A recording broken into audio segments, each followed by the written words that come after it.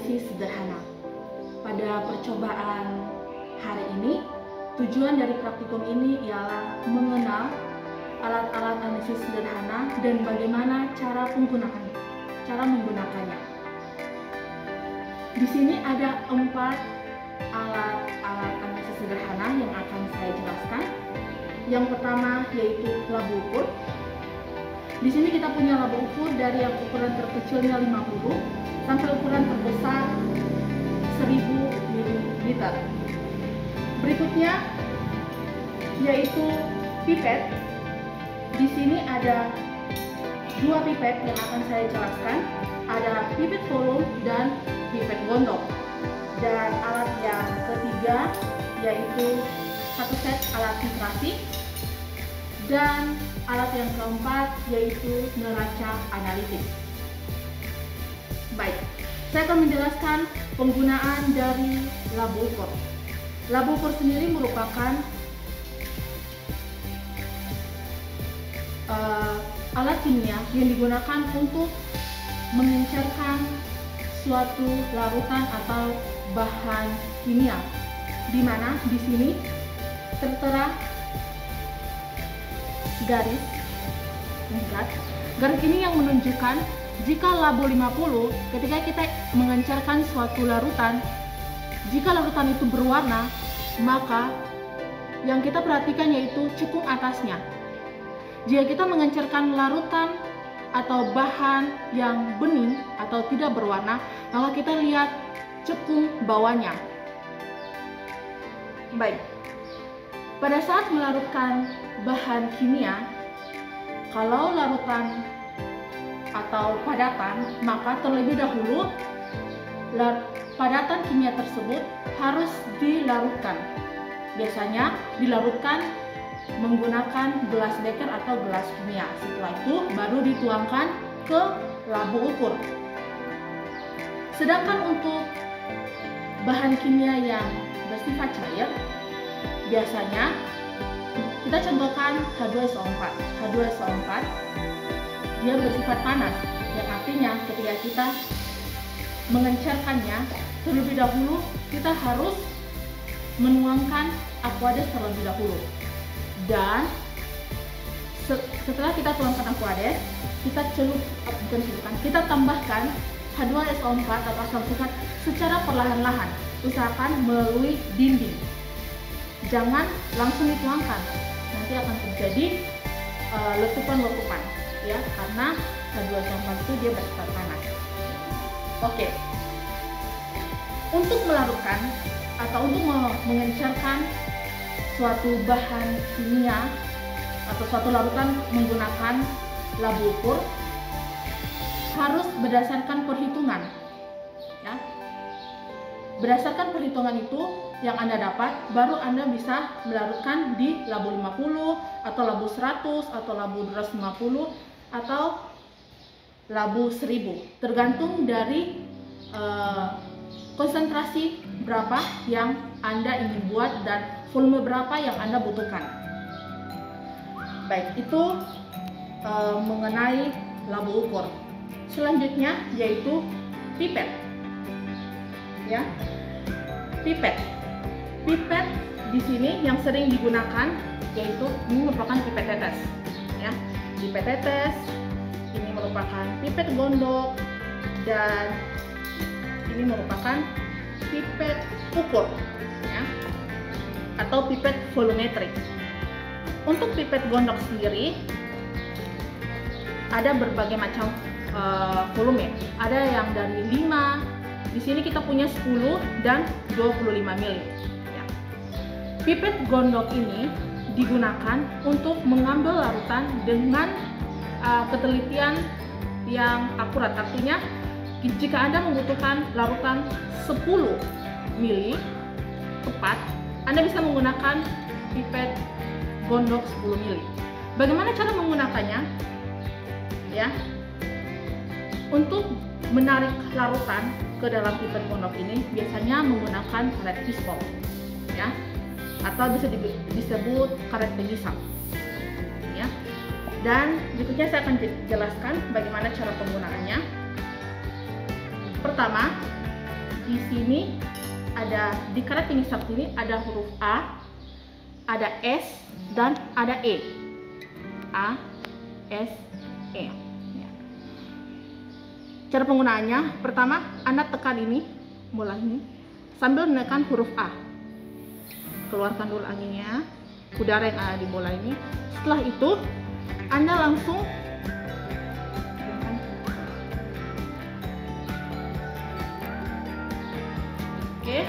setelah itu Anda tinggal dicelupkan,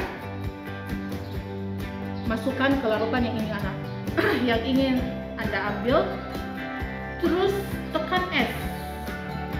S ini untuk start. Nah, di sini ada lingkaran yang menunjukkan bahwa ya, sama seperti pada labu ukur. Jika Anda ambil larutan itu berwarna, Anda lihat cekung atasnya. Jika larutan itu bening, Anda lihat cekung bawahnya. Terus Anda tekan S, ya, sampai pada garis ini.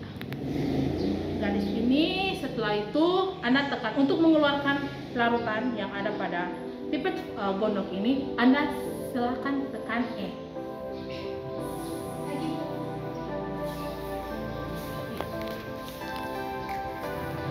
Pada saat Anda mengisap atau mengambil larutan, usahakan tidak terdapat gelembung-gelembung udara pada pipet ini, pipet gondok ini, karena gelembung udara mempengaruhi ketelitian dari atau volume dari larutan yang kita ambil.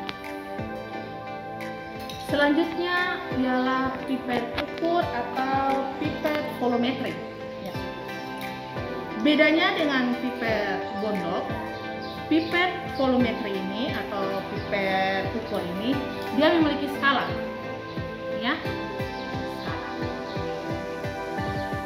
Untuk yang pipet ukur 10 mili, ini ada 1 mili, dan ini adalah pipet ukur 20 mili. Oke. Ya. Penggunaannya sama. Pipet ukur ini atau pipet volume ini tergantung dari larutan yang tergantung larutan yang Anda inginkan. Jika Anda membutuhkan larutan 10 mili, bisa menggunakan pipet ukur atau pipet volumeter 10 mili. Kalau 20 bisa menggunakan 20, dan ini untuk Anda membutuhkan, misalnya Anda membutuhkan larutan 16,03, ya. Untuk 16 mili Anda bisa menggunakan pipet volume. 0,nya itu 0,3 Anda bisa gunakan pipet volumetri atau pipet ukur yang ini, yang 1 mili, ya. Di sini ada skalanya. Tiap skalanya itu 0,006, ya.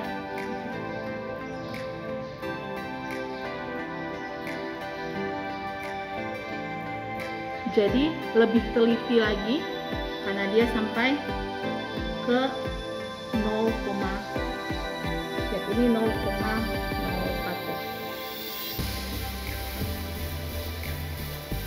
Sama penggunaannya, Anda menggunakan untuk mengisap larutan ke dalam pipet ini, ya, Anda bisa menggunakan karet pengisap. Baik, selanjutnya alat yang ketiga yaitu buret, satu set buret. Yang ini merupakan buret, satu set buret.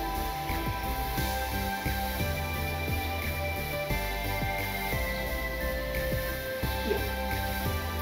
Buret ini sama juga, dia punya skala. Ya. Di sini tiap skalanya itu 0,05, ya. Di sini buret dengan volumenya 50 mili.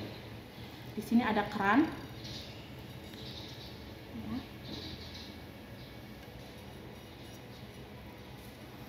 Oke, saya akan jelaskan bagaimana cara menggunakan buret. Yang pertama, pastikan bahwa sebelum menggunakan buret ini dalam keadaan bersih. Ya, dalam keadaan bersih. Setelah itu, sebelum menggunakannya, Anda dapat mengoleskan vaselin. Anda mengoles vaselinnya ke sini. Jangan sampai vaselin menutup lubang aliran dari larutan yang ada pada buret. Ya, setelah Anda menggosok vaselin, Anda bisa masukkan keran tersebut.